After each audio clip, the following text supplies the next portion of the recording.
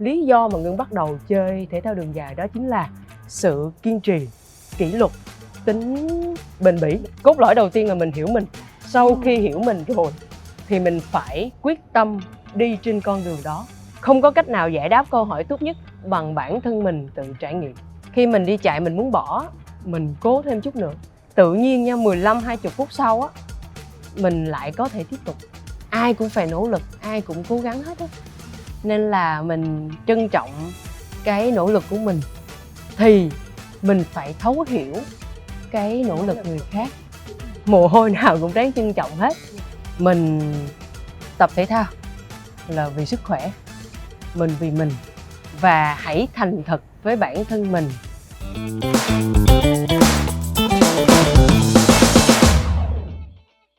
Chào mừng bạn đến với Thất Tim Beyond, tuổi 30 và hơn thế nữa. Nơi mà chúng ta ngồi lại lắng nghe những câu chuyện truyền cảm hứng từ các cựu học sinh, sinh viên tiêu biểu nhân dịp Đại học Quốc gia Thành phố Hồ Chí Minh tròn 30 năm hình thành và phát triển. Tôi là Kim Tuyến và nhân vật khách mời đặc biệt ngày hôm nay là người đầu tiên tham dự giải vô địch Ironman thế giới, Lâm Túc Ngân, cựu sinh viên trường Đại học Quốc tế Đại học Quốc gia Thành phố Hồ Chí Minh. Xin chào Kim Tuyến và xin chào tất cả các khán giả của 30 and Beyond. Không xuất thân từ thể thao chuyên nghiệp, sau khi tốt nghiệp cử nhân ngành quản trị kinh doanh tại trường Đại học Quốc tế Đại học Quốc gia Thành phố Hồ Chí Minh, Lâm Túc Ngân đã bắt đầu chuỗi ngày của một nhân viên văn phòng. Hành trình chinh phục thể thao của Ngân là thành quả của nhiều năm luyện tập không ngừng, vượt qua chính mình, kiên trì nhẫn nại hướng tới mục tiêu. Trải qua hơn 7 năm luyện tập nghiêm túc, Ngân đã chứng minh tinh thần bền bỉ và ý chí mạnh mẽ thông qua vô số giải thưởng Ironman quốc tế. Từ hành trình bản thân, Túc Ngân mong muốn có thể mang đến nguồn cảm hứng giúp xây dựng thế hệ trẻ Việt Nam khỏe về thể chất, vững về tinh thần. Và hiện tại mình đang có mặt trong không gian của Đại học Quốc tế Đại học Quốc gia Thành phố Hồ Chí Minh. Thì với Ngân, đây là một không gian rất quen thuộc, đúng không ạ? Cái cảm giác mà khi Ngân về lại trường Đại học Quốc tế Đại học Quốc gia Thành phố Hồ Chí Minh á, cảm thấy là một cái cảm xúc rất là gọi là gần gũi và quen thuộc. Tại vì mình đã gắn bó với ngôi trường này khoảng hơn 4 năm mà. Sinh viên luôn là một trong những khoảng thời gian đẹp nhất.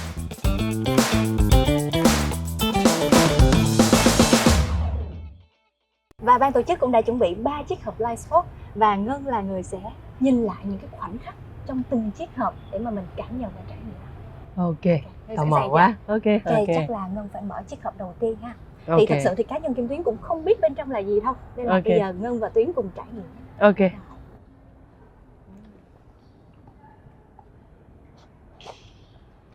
Wow. Đây là hình ảnh của Ngân lúc mà hồi năm sinh viên năm tư tham dự giải Public Speaking tại trường Đại học Quốc tế Đại học Quốc gia Thành phố Hồ Chí Minh. Và năm đó thì Ngân nhớ không nhầm thì Ngân cũng đạt giải nhất. Thực sự thì Kim Tuyến thấy đây là một hình ảnh rất là khác so với Ngân của hiện tại. Thì Ngân có thể chia sẻ thêm một xíu bằng cách nào mà từ một người thích tham dự những cái cuộc thi về Public Speaking cho tới những cái hành trình mà mình chọn tìm về với bản thân và tham gia những cái giải chạy về thể thao. Thực ra Ngân nghĩ là đến cuối cùng á, dù là mình tham dự cuộc thi nào, lĩnh vực nào, thì cái cốt lõi của vấn đề là mình cải thiện bản thân. Hình ảnh của Ngân khi tham dự Public Speaking hay là hình ảnh của Ngân chơi thể thao, đến cuối cùng là một cái hình ảnh cốt lõi là mình trở nên tốt hơn mỗi ngày. Public Speaking về cơ bản đó là một cái kỹ năng để chúng ta nói trước đám đông, giao tiếp, và để có được Lâm Túc ngày hôm nay có thể tự tin trao đổi với mọi người, thì đó là một hành trình mà Public Speaking chui rèn cho Ngân.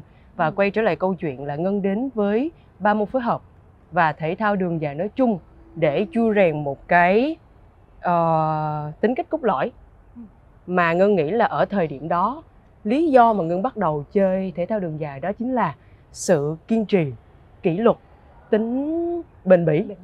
Đó là những cái mà Ngân nghĩ là mình chưa có ở thời điểm đó. Và khi mà mình chưa có rồi thì mình phải đưa bản thân mình vào cái môi trường, vào cái khuôn khổ để mình được học. Quay trở lại thời sinh viên, khi mà đang còn ngồi trên ghế nhà trường trường Đại học Quốc tế, thì Ngân có những cái kỷ niệm nào đáng nhớ nhất? Wow. Ở trường Đại học Quốc tế thì cái kỷ niệm mà gắn kết với Ngân thời sinh viên đó là cái tính kết nối đối với các thầy cô và bạn bè tại ngôi trường này. Đó chính là các thầy cô vô cùng tâm huyết, hướng dẫn mình như những người thầy đi trước. Còn những người bạn thì là những người bạn mà Ngân vẫn kết nối và liên hệ với mọi người cho đến thời điểm hiện tại, 9 và 10 năm sau.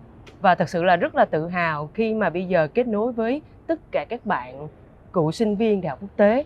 Tất cả các bạn đều có những cái vị trí nhất định tại các tập đoàn lãnh đạo lớn hoặc là ở công ty cá nhân. Đó là một cái sự tự hào khi mà Ngân nghĩ đến là mình may mắn khi được trở thành một phần của ngôi trường này. Tuyết có một điều rất là thắc mắc là những cái giá trị hoặc là những cái thói quen nào mà Ngân đã xây dựng từ thời điểm sinh viên á, và nó đồng hành cho tới thời điểm hiện tại để mình đi trên cái hành trình là độc hành của mình. Môi trường, Ngân nghĩ là cái thói quen mà Ngân xây dựng trong giai đoạn sinh viên đó chính là câu chuyện là đây là một môi trường mà giúp Ngân có thể thực hành những cái kỹ năng. Ví dụ, một môi trường năng động, tạo những điều kiện cho sinh viên có thể cải thiện kỹ năng của bản thân, mà đó là những kỹ năng lõi khi mà tốt nghiệp và bước ra môi trường xã hội, là một bước đệm để mình tiến xa hơn. Ngân nói ví dụ, cùng những cuộc thi public speaking, đến cuối cùng đó là một cái môi trường để mình có thể rèn luyện được kỹ năng và sự tự tin nói trước đám đông, để sau này Ngân bước ra. Ví dụ như là cái khoảnh khắc mà Ngân ngồi trên diễn đàn Forbes Women Summit 30, ngồi trước 700, 800 các anh chị lãnh đạo, và mình có được cái kỹ năng đó. Lý do mà Ngân bắt đầu chơi thể thao đường dài đó chính là sự kiên trì, kỷ luật, tính bền bỉ. Bên cạnh những câu chuyện là mình tham gia những cái chương trình này, những cái câu lạc bộ này, thì với Ngân, yếu tố nào mà những bạn sinh viên cần có nữa để mà mình tiếp tục cái hành trình mình theo đuổi sau này? Cái yếu tố quan trọng nhất Ngân nghĩ là không những đối với các bạn sinh viên mà đối với tất cả các bạn anh chị nên có, đó chính là mình hiểu mình. Hiểu mình. Cái đó là một cái từ khóa cốt lõi và rất là thử thách. Làm sao để hiểu mình? Hiểu là ở đây là hiểu ưu và khuyết của mình luôn. Hiểu ưu để mình phát huy thế mạnh. Hiểu khuyết là để mình đưa mình vào một cái môi trường để mình có thể xử lý cái phần khuyết điểm đó. Thì hiểu mình, từ đó mình mới có thể có chiến lược phát triển mình tốt hơn. Nên Ngân nghĩ là cái từ khóa là hiểu mình là quan trọng nhất. Rồi từ đó các bạn sẽ phải hành động. Sau khi hiểu mình rồi thì mình phải quyết tâm đi trên con đường đó. Tại vì mỗi người sẽ có một cái góc nhìn và suy nghĩ khác nhau. Mình hiểu mình muốn gì, từ đó mình mới đi được. Cách duy nhất để hiểu mình là, thứ nhất, khi mà mình nhìn ra được cái điểm mà mình muốn thì mình phải làm.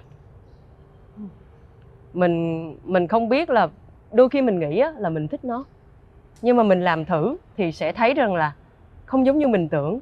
Thì khi đó mình nhìn lại thì mình mới biết là thực sự có đúng là cái mình muốn hay không. Tại vì đôi khi mình nhìn vào mọi sự vật, sự việc mình luôn thấy nó màu hồng. Nhưng mà khi mình làm rồi thì mình thấy mọi thứ đều có hai mặt, mặt trước và mặt sau. Thì mình chỉ thấy mặt trước thôi.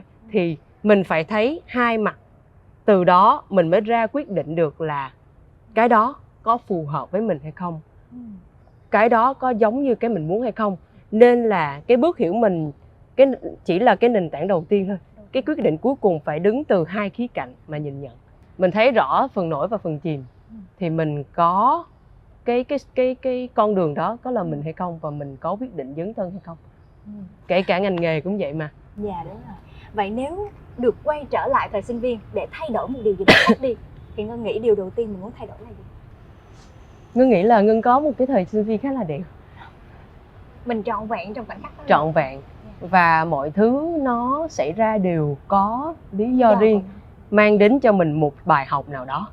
Nên là nếu mà thay đổi thì có thể là mình sẽ không học được bài học đó và cũng không có mình ngày hôm nay. Ngân nghĩ thời sinh viên hoặc là thời học sinh 12 năm, 16 năm mang đến cho mình một cái đặc quyền. Đó chính là đặc quyền được trải nghiệm, được làm và được học. Sau khi mình ra trường thì chắc chắn sẽ có những cái áp lực khác. Và mọi thứ mình làm đều có cái giá của nó. Và cái giá nó sẽ càng ngày càng cao hơn. Vì tuổi mình lớn hơn mà. Đó là như thế. Nên là Ngân nghĩ khi còn ngồi trên ghế nhà trường thì mọi người dám dấn thân và dám thực hiện. Không có gì là quá muộn cả.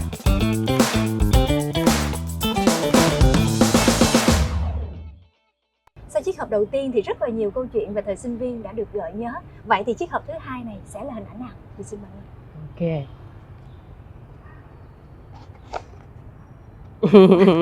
Wow. Hình ảnh này gợi nhớ cho Ngân một cái khoảnh khắc mà là lần đầu tiên Ngân tham dự giải vô địch thế giới Ironman. Và đây cũng là khoảnh khắc mà Ngân trở thành người đầu tiên của Việt Nam tham dự giải vô địch thế giới. Và sau năm ngoái và năm kế tiếp bắt đầu có những người Việt Nam khác tiếp theo để tham dự. Điều gì khiến Ngân chọn cái cuộc thi Ironman này? Một cuộc thi đòi hỏi cái sự bền bỉ, kỷ luật rất là cao. Lý do mà Ngân bắt đầu lựa chọn thử dấn thân đối với cuộc thi thể thao sức bền và Ngân có duyên với 3 môn phối hợp là vì 2 lý do. Đầu tiên là khi Ngân nhìn vào một cái bảng thống kê độ tuổi tham dự bộ môn này lại rơi vào tầm 40 tuổi hoặc là từ thời điểm đó là 39 tuổi thì mình tự hỏi là ôi, đáng lẽ bộ môn này trông có vẻ rất là gọi là khó và thử thách về mặt thể chất, đáng lẽ phải trẻ chứ nhỉ, trẻ mới sung sức được, tại sao lại là tầm tuổi 40? Đó là cái sự tò mò. Cái thứ hai, Ngân tò mò là đại đa số các anh chị chơi bộ môn này đều là các anh chị thành công mà nắm những cái cương vị lãnh đạo tại các tập đoàn lớn. Câu hỏi đó là câu hỏi lý do tại sao như vậy. Không có cách nào giải đáp câu hỏi tốt nhất bằng bản thân mình tự trải nghiệm. Và sau khi tìm hiểu sâu hơn, Ngân bắt đầu đến lý do thứ hai. Đó chính là mình nhìn ra ngoài là ai là những người chơi bộ môn đó. Lý do đầu tiên. Cái thứ hai là mình nhìn lại mình, bộ môn đó mang lại cho mình những cái giá trị gì, cái phần khuyết nào giúp mình có thể cải thiện.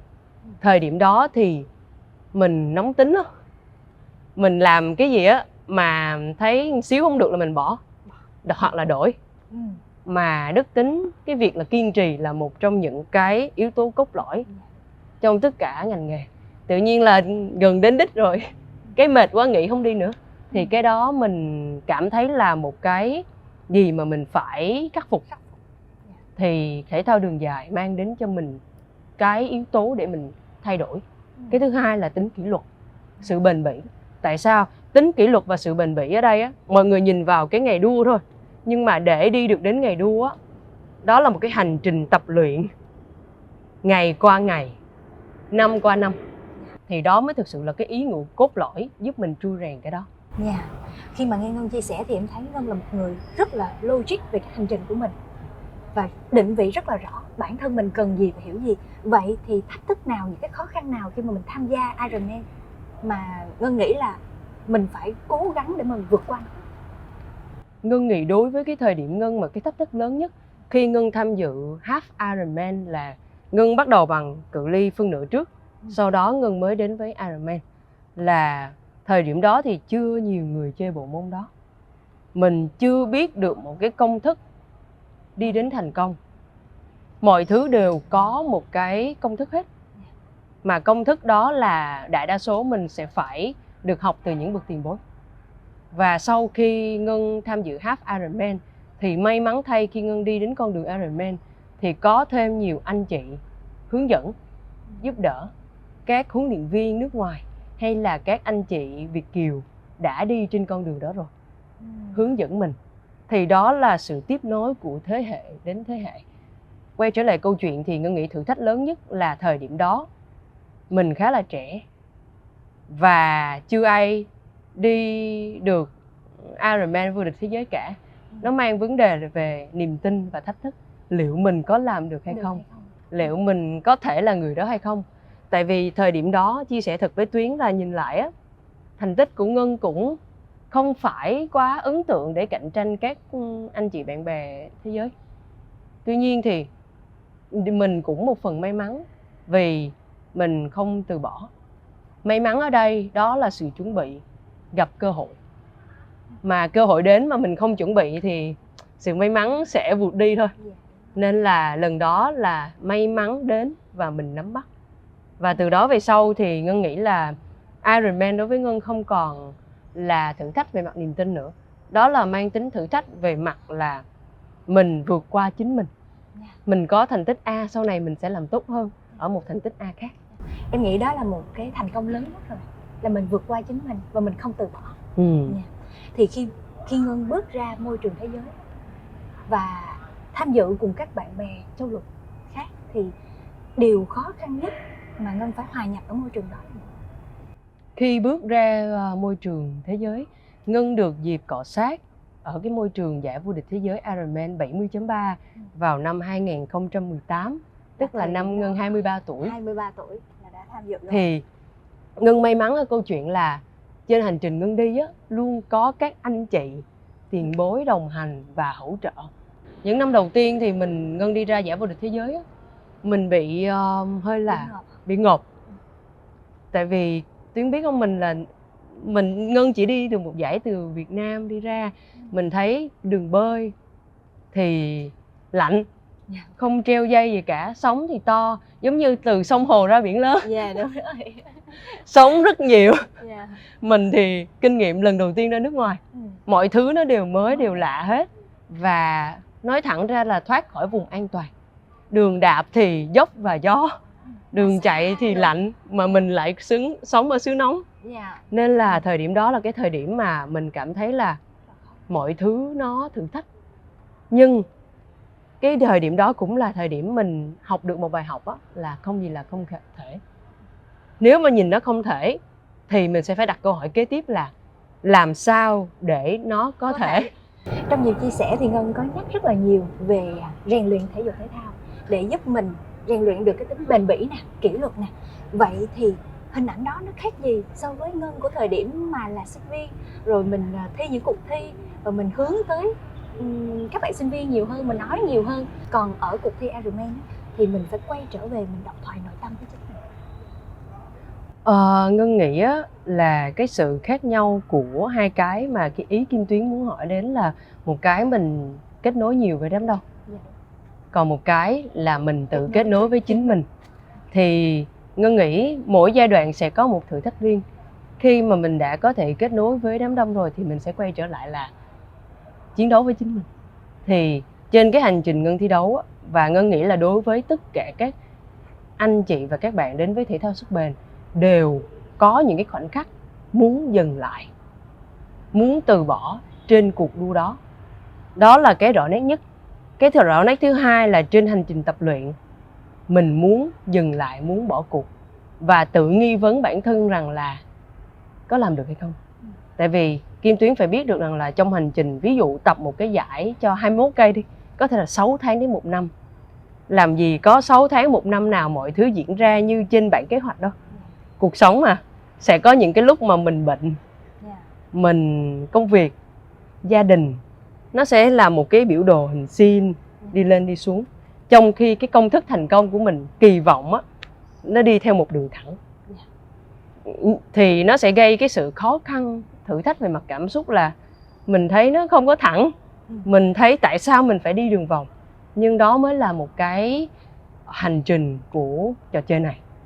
Tức là sau một cái hành trình nhiều giải thì mình nhận ra luôn có một công thức chung. Công thức đó là mình phải cởi mở, chấp nhận cái sự biến đổi của biểu đồ đó. Đây là một cái câu một anh Quang, một anh mà đã từng đi vô địch thế giới nói với Ngân. Anh đó là một Ironman tại Mỹ, tham dự bộ môn rất là lâu. Năm 2019, anh đó đi Ironman 70.3 tại Tây An và đạt suất tham dự giải vô địch thế giới. Ngân còn nhớ cái cảm giác như in lúc ngồi trên cái bàn mà mọi người lên nhận giải suất tham dự giải vô địch. Mình ngồi đó với một cái thành tích không cao trên bảng xếp hạng. Và Ngân nghĩ trong đầu là năm đó là 2019 và năm Ngân được suất là 2022.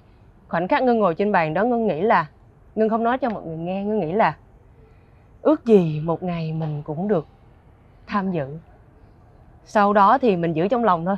Đó là cái mầm móng đầu tiên đó. Đúng rồi. Rồi Ngân bước ra lúc mà chuẩn bị đi về á, khi chụp hình cùng các anh và chị, thì anh đó có, trong một lúc chia sẻ, anh đó có nói là mình hay từ bỏ quá. Tức là nói chung mình chưa được, tại vì mọi người hay từ bỏ quá, khó một xíu là bỏ.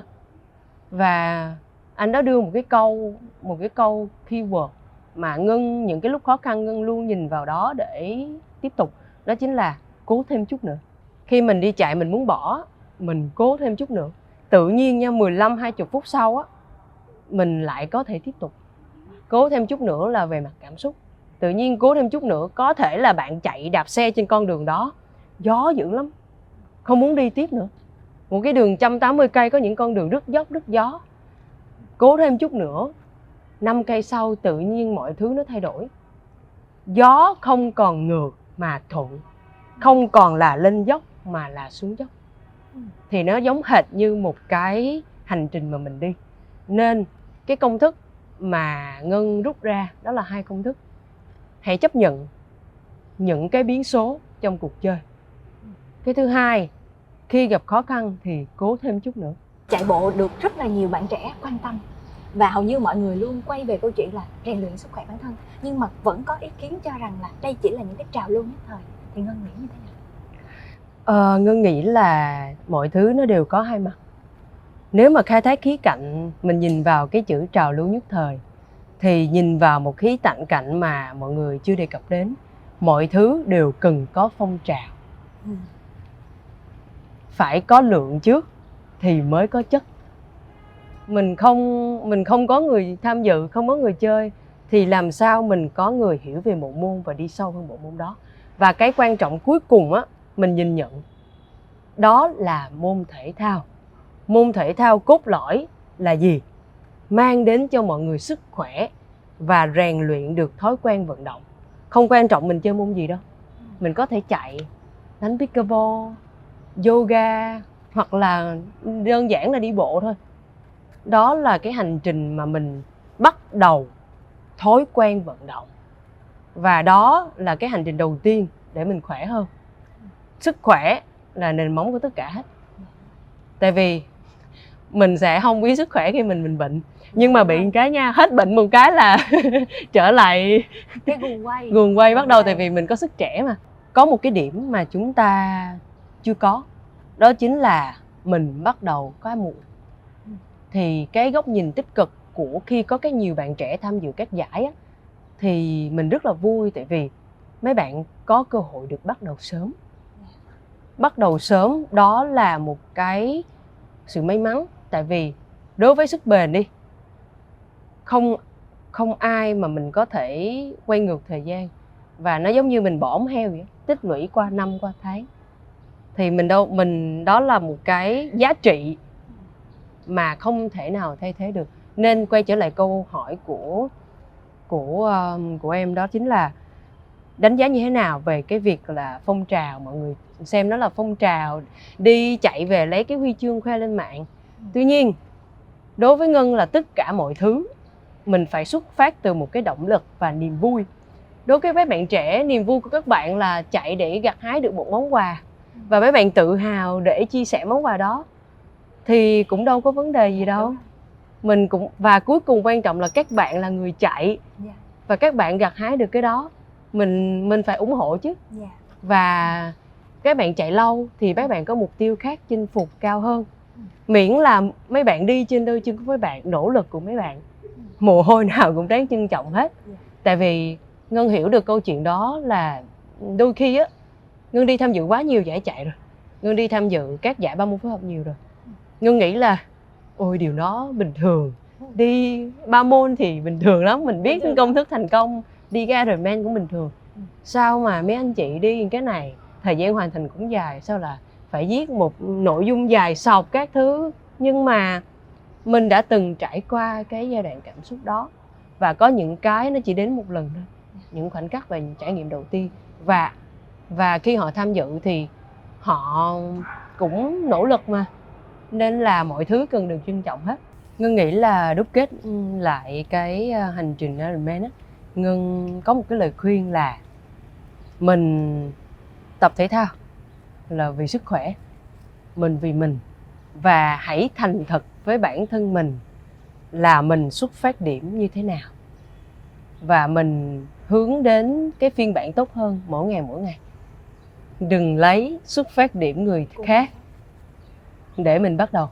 Tại vì đôi khi có rất nhiều anh chị có thể là đến với chạy bộ mới thôi, và mình đến với chạy bộ 1-2 năm rồi, xong rồi mình thấy người ta, trời ơi, anh đó chị đó mới đến chạy bộ mà bây giờ có thể chạy 21 cây sub 2. Mà bây giờ mình tập 1-2 năm, tại sao mình chạy không bằng họ? Mình không so sánh được. Không so sánh được ở đây có nghĩa là đôi khi các anh chị đó có một cái nền tảng tích lũy thể lực từ các bộ môn khác chẳng hạn. Cái thứ hai là về mặt thể trạng. Em cao hơn thì sải chân đã khác nhau rồi, và nền tảng thể lực khác nhau rồi. Thành tích là một niềm vui, là một cái cột mốc về sức khỏe cho chính bản thân mình. Và cái việc là tìm động lực bên ngoài, có thể là anh này chạy tốt hơn, chăm chỉ hơn, là động lực để mình cố gắng. Nhưng mà cái đó không phải là áp lực. Nhìn người khác tốt, đó là một động lực. Ví dụ như là bây giờ Ngân nhìn vào cộng đồng 31 phối hợp, Ngân thấy nhiều anh chị giỏi lắm. Mình mới tập mà thành tích rất tốt. Và mình cảm thấy là wow, mình có thể học hỏi được nhiều thứ từ những anh chị đó. Và khi mà ra môi trường nước ngoài á, khi mà Việt Nam có một thành tích tốt á, mình tự hào chứ. Môn thể thao đường dài nó hay ở một chỗ á, là mọi thứ mình thể hiện vào ngày đua á, cái đó là mình. Đôi khi có những biến số ảnh hưởng đến kết quả, nhưng mà mọi hành trình nó đều có một cái vẻ đẹp riêng.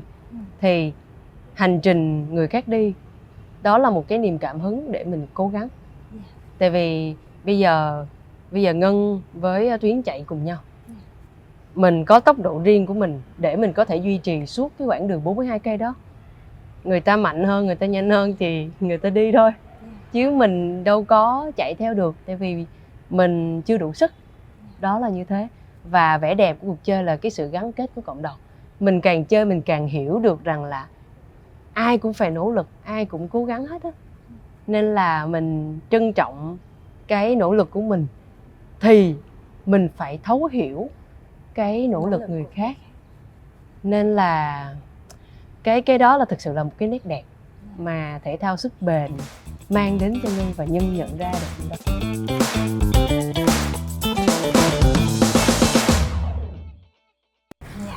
Và hiện tại thì mình cũng đã đi qua 2 khoảnh khắc. Thì ở khoảnh khắc cuối cùng này thì mời Ngân mở chiếc hộp ra để mà mình trọn vẹn với khoảnh khắc này. Ok. Tò mò quá. Wow. Đây là tấm ảnh Ngân tham dự lễ tốt nghiệp và Ngân chụp cùng mẹ vào năm 2023. Ngân tốt nghiệp ngành quản trị kinh doanh.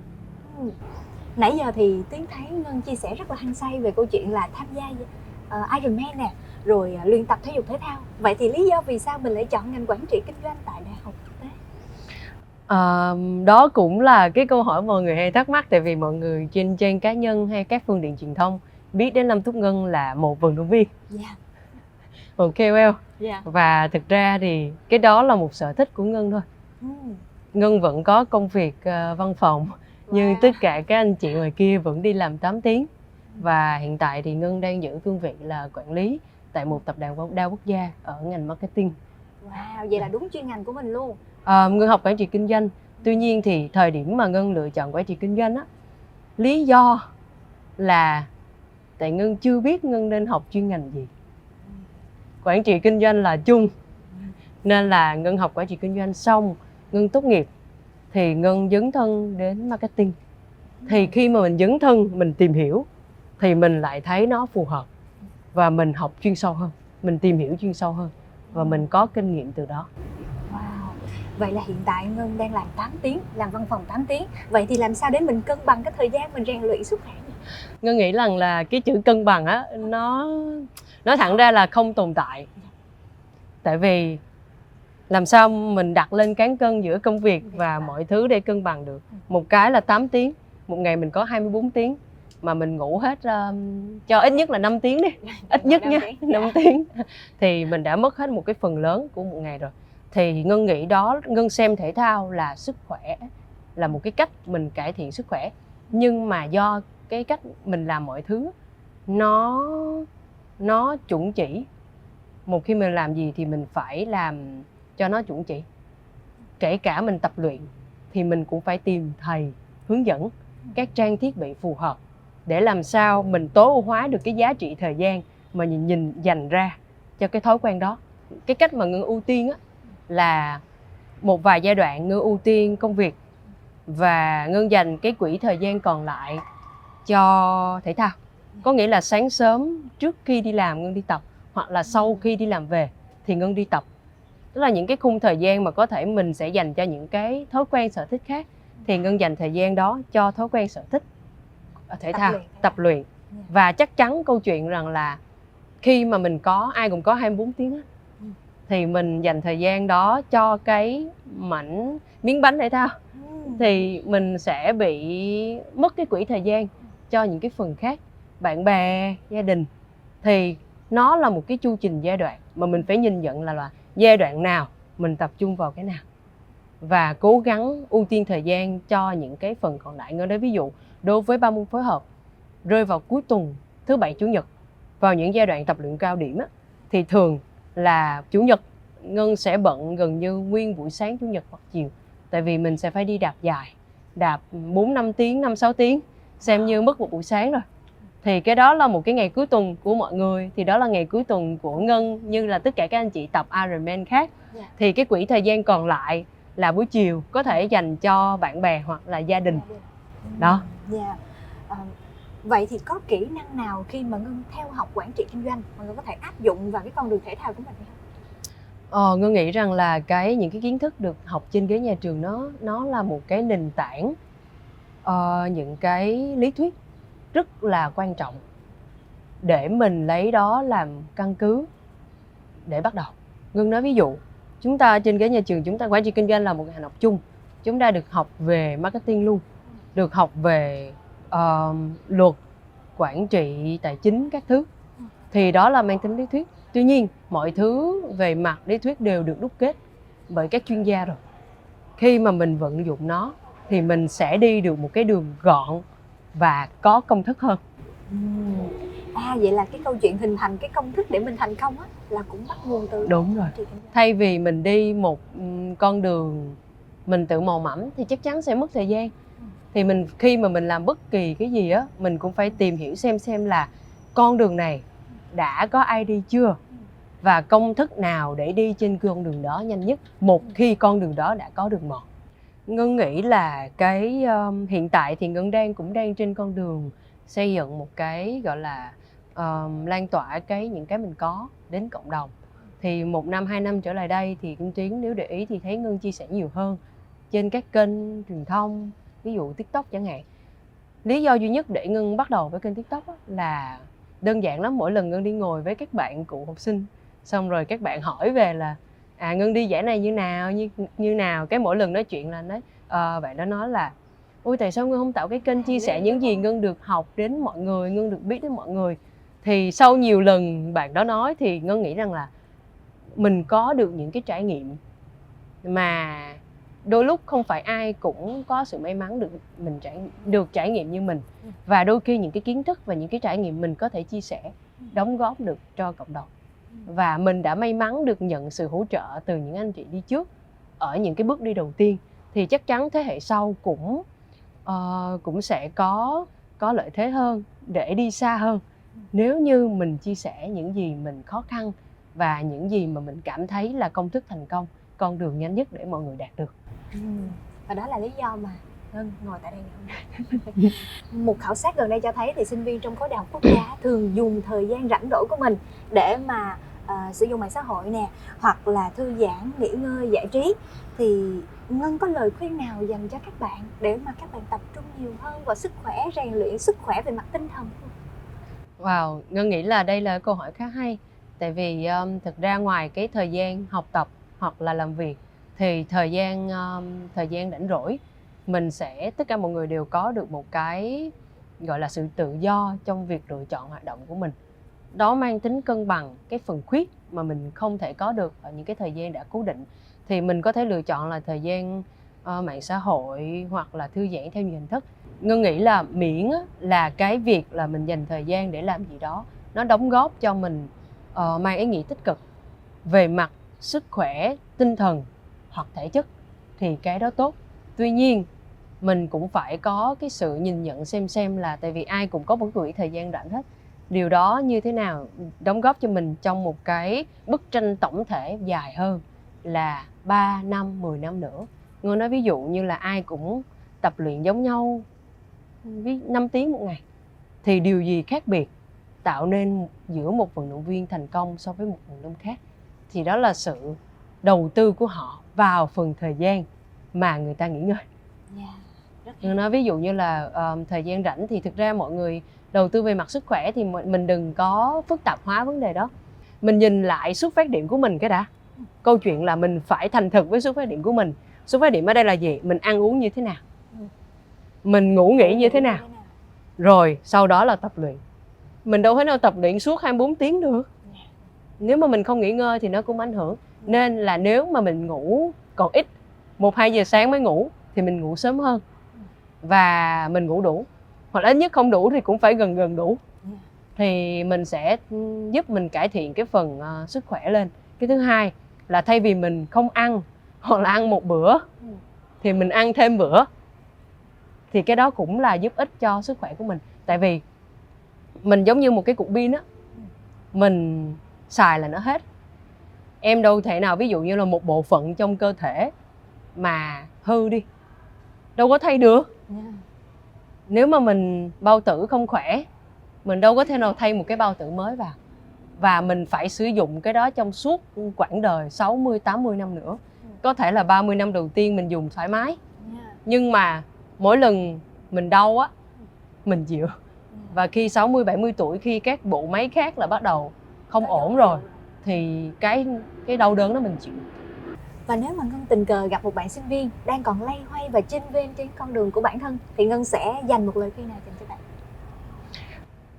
Đây là câu hỏi hay. Tại vì cái câu hỏi mà chênh vênh và không biết mình nên làm gì, hiểu mình như thế nào á, đó là câu hỏi chung mà chính bản thân Ngân cũng từng trải qua. Cái lời khuyên Ngân dành cho mọi người là hãy tìm đến những người thầy, những người cô thành công trong lĩnh vực đó, hoặc là những người mà mình tin tưởng để tìm kiếm những lời khuyên chân thành nhất. Và khi mà mình có những lời khuyên khác nhau, góc nhìn khác nhau thì mình sẽ ra quyết định cho chính bản thân mình. Và một khi mình ra quyết định rồi thì hãy có trách nhiệm với quyết định đó.